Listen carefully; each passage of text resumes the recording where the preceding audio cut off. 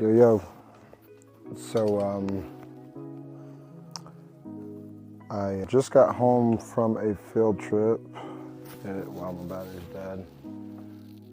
It's 9:41 at night, just to provide context to, some late night thoughts. I got home, my daughter had an accident last night, so when she peed in her bed, it bled through her pull-up. She's 3, potty trained, working through all that. But anyways, all that being said, I got home, my daughter and my wife were already asleep, didn't want to interrupt or wake them up.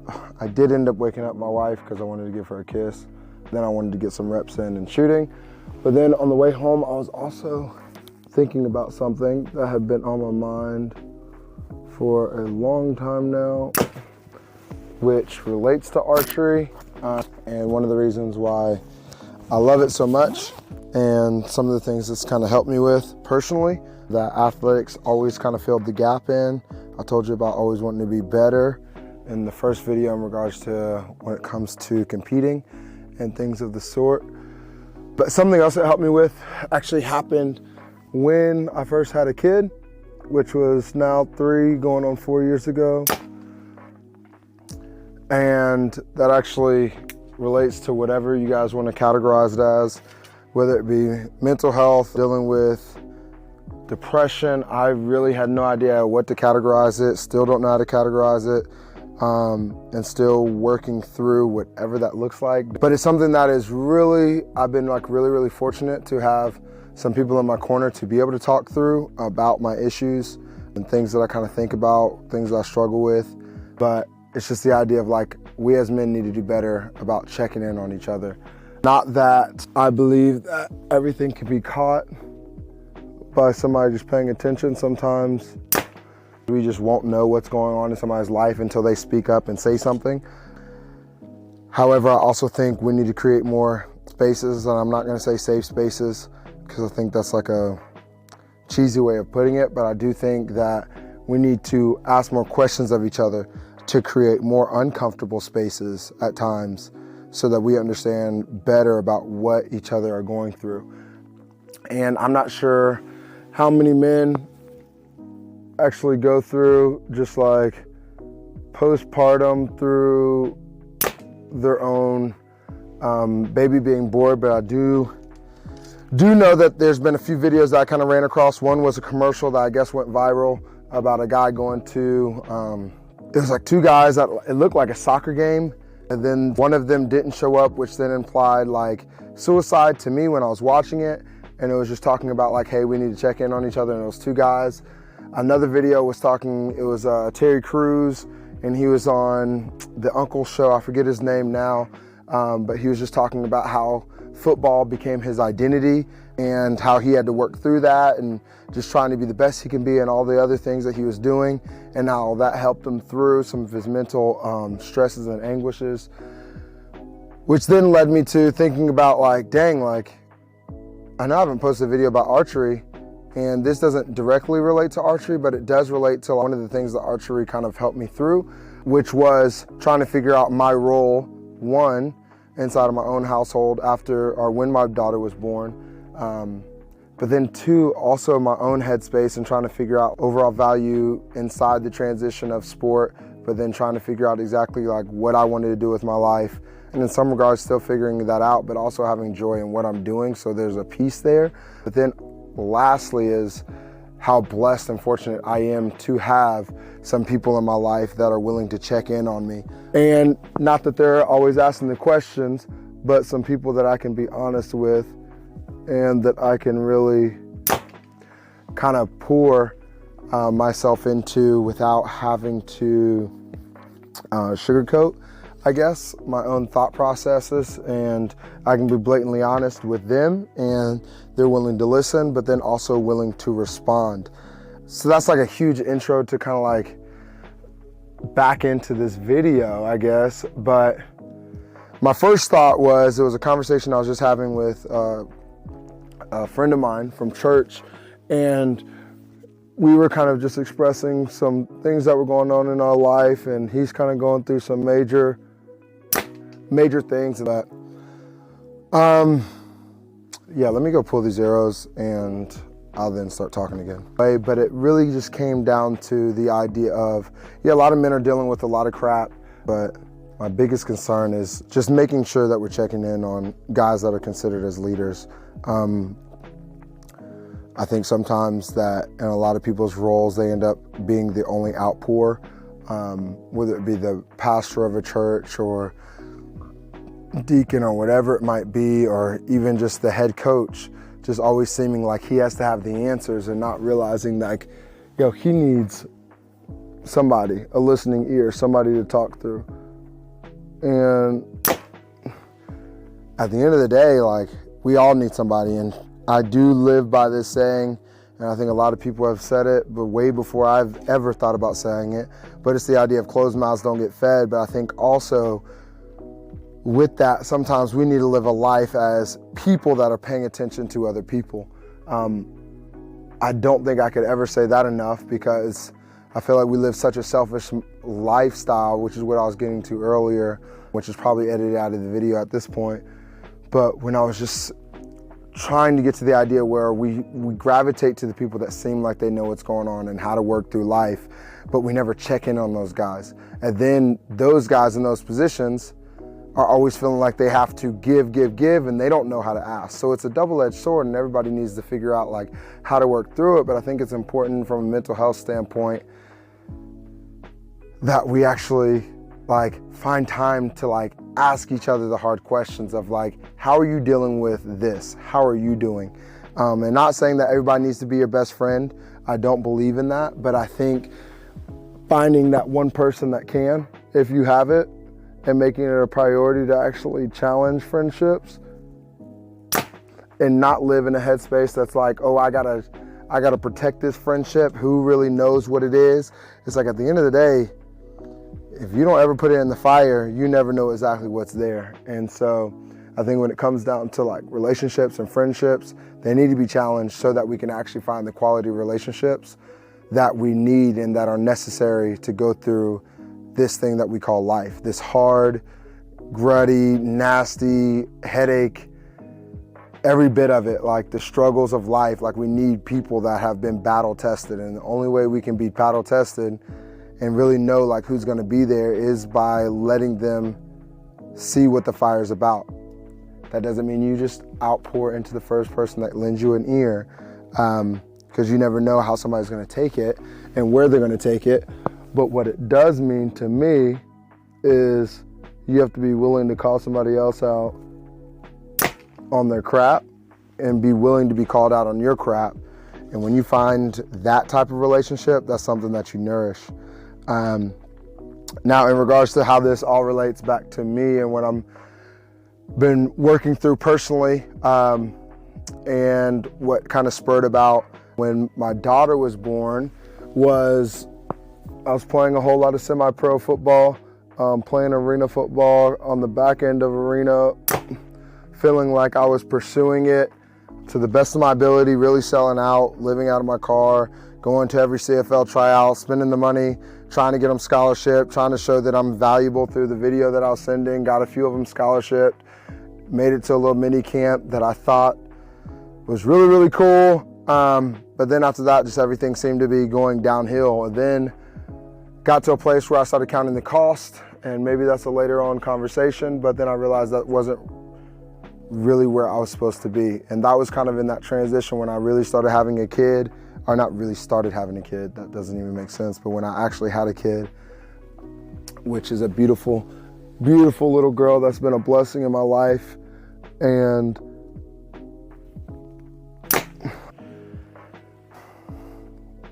but then it brought me back to this weird place that was like, okay, so what's next? What do I pour into?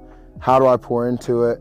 And I had video games, as I had mentioned before, I had shows, had my wife, had these things that were in life that kind of brought about some form of like joy and happiness in some regard. But then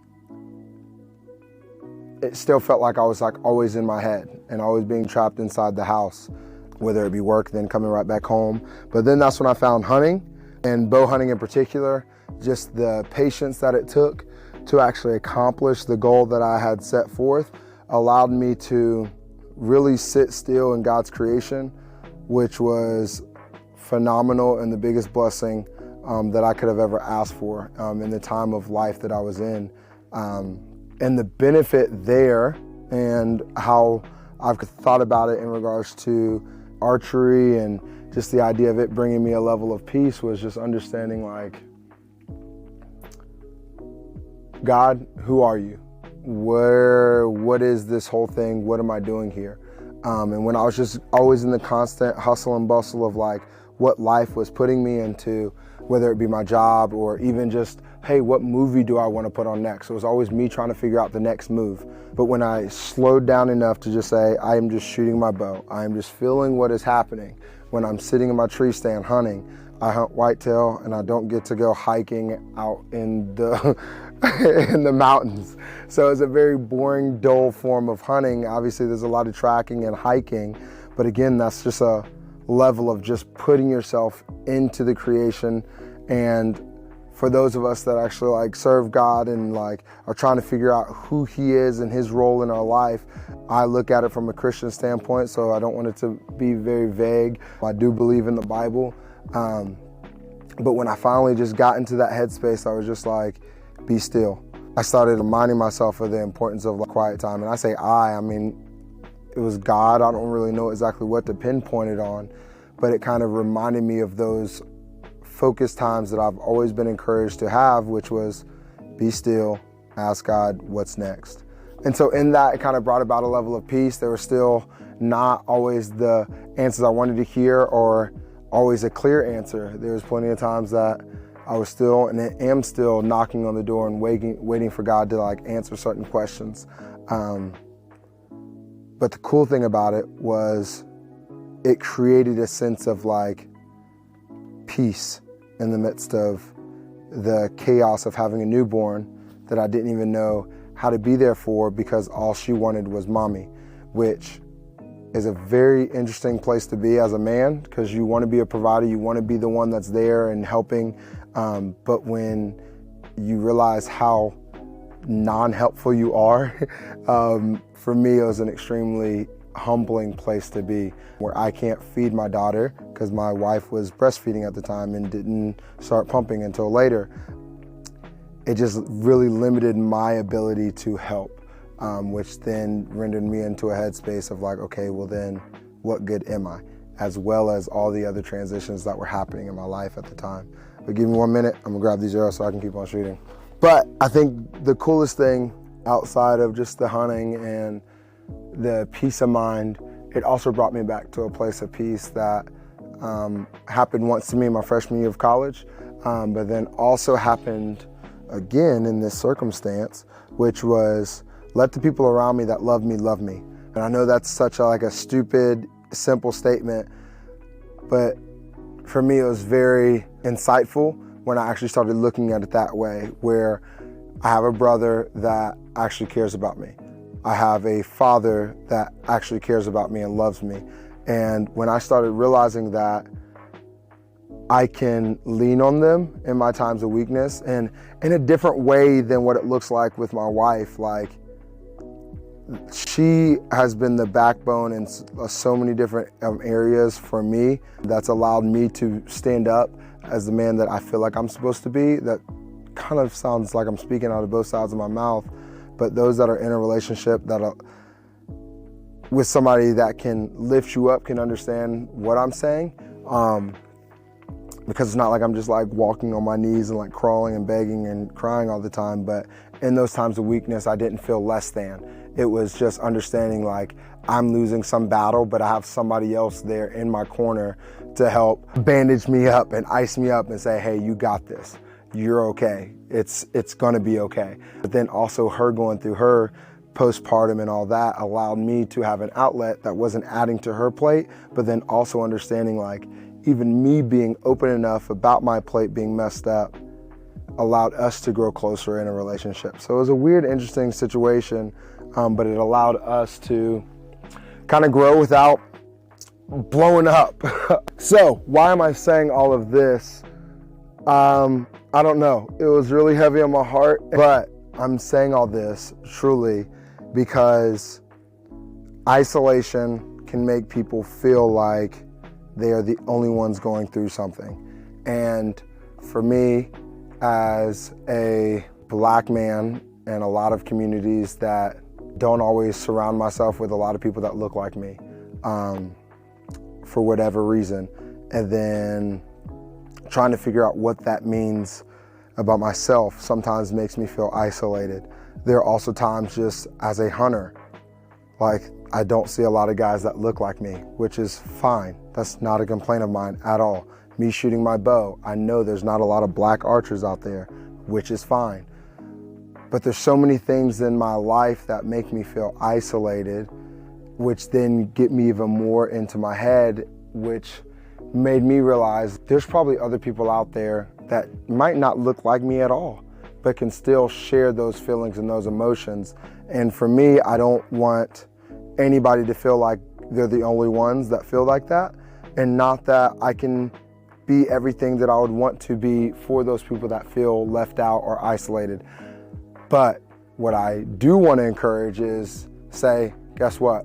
You're not the only one, and there's more of us out there, and that we all need to open our mouths and speak up and have relationships with those that are around us to the best of our ability and challenge those relationships, so that we don't get so much into our headspace that we think we're all alone, and then we end up like the commercial, like I was referencing earlier, with the guy that showed up to the soccer game that had his buddy with him for forever, but then this last game, the one that was all excited was the one that ended up not showing up, not the one that looked miserable.